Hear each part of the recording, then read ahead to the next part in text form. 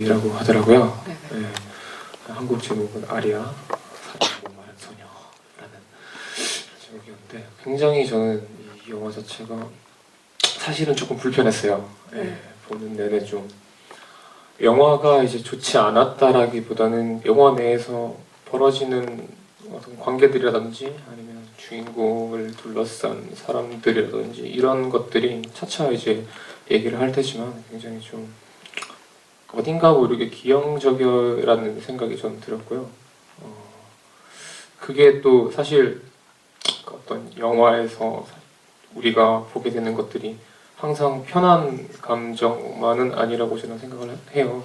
또 그 불편함이라는 게 때로는 또 많은 생각을 하게 하는 부분이라고 저는 생각이 들었습니다. 네.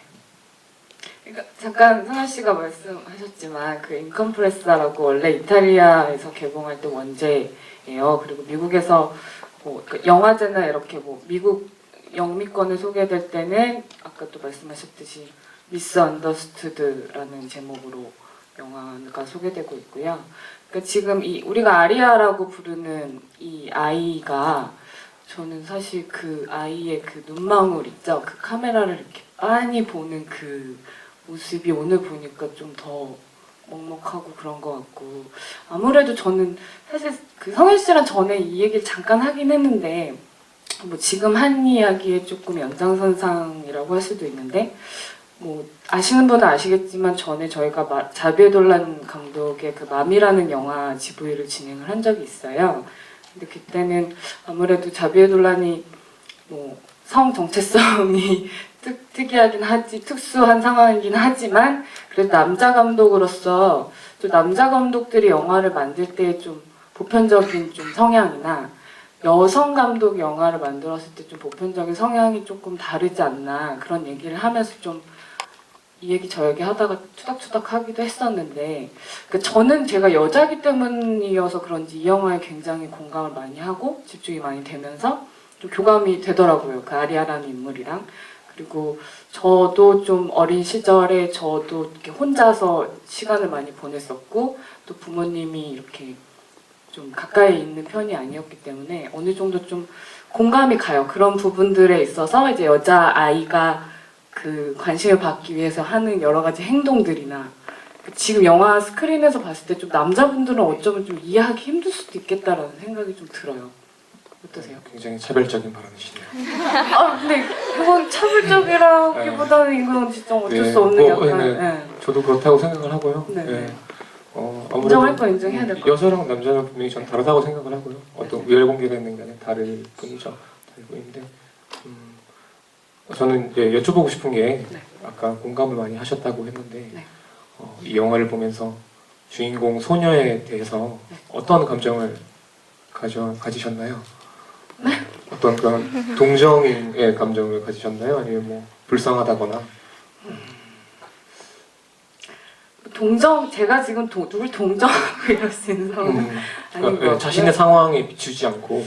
네. 그런 생각이 들었어요. 저는 이제 뭐 30대가 되었지만 9살 먹은 아리아와 지금 30대를 살고 있는 조아나가 뭐 별 다를 게 없다는 생각이. 그렇죠. 그러니까 이 영화가 사실 뭐 감독의 마음은 잘 모르겠고 사실 영화 자체는 굉장히 자전적인 색채가 강하고 또 되게 나르시스틱하죠. 네.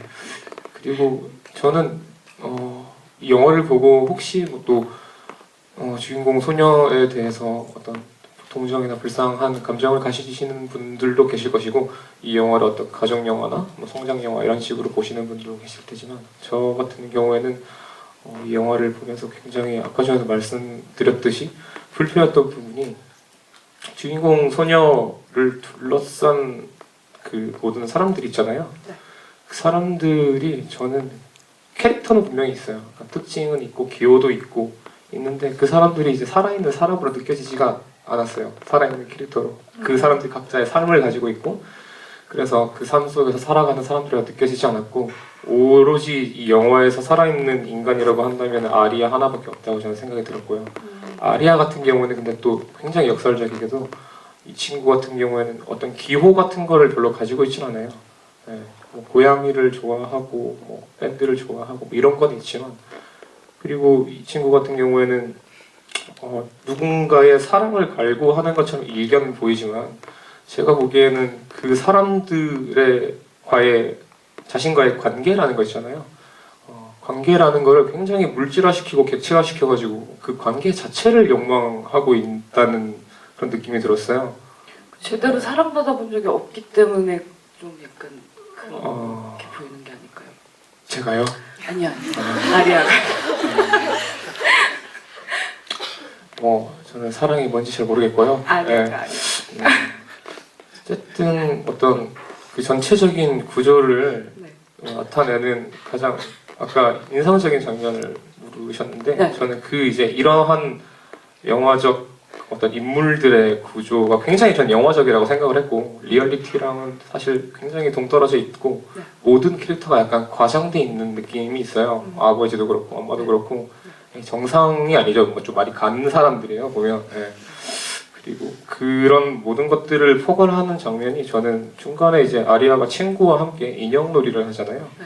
인형놀이를 할 때 그게 저는 아리아가 타인을 대하는 어떤 태도를 굉장히 비유적으로 보여주는 장면이라고 생각을 했어요. 그 바비 인형이랑 네. 바비 남자친구랑 있는데 이제 버스를 타는데 바비 남자친구가 바비를 강간하지 않습니까? 네. 예. 강간으로 만든. 그런 이제 강간의 그 뭐 메커니즘이라고 하기도 좀 모호한 건데 굉장히 자신의 욕망을 타인에게 요구만 하는 거죠. 어떻게 보면 타인을 살아있는 인간으로 대하지 않는 태도라고 저는 생각을 했고요. 굉장히 왜곡돼 있다. 네, 굉장히 왜곡돼 있는 그런 느낌. 그러니까 뭔가 자기 마음대로 되지 않는 인형놀이를 하는 것 같은 전체적인 영화가 모든 아버지나 어머니나 친구나 그런 거리에서 만난 사람들이나 모든 사람들과의 관계가 자신이 비극의 주인공이 되는 어떤 인형놀이와 같은.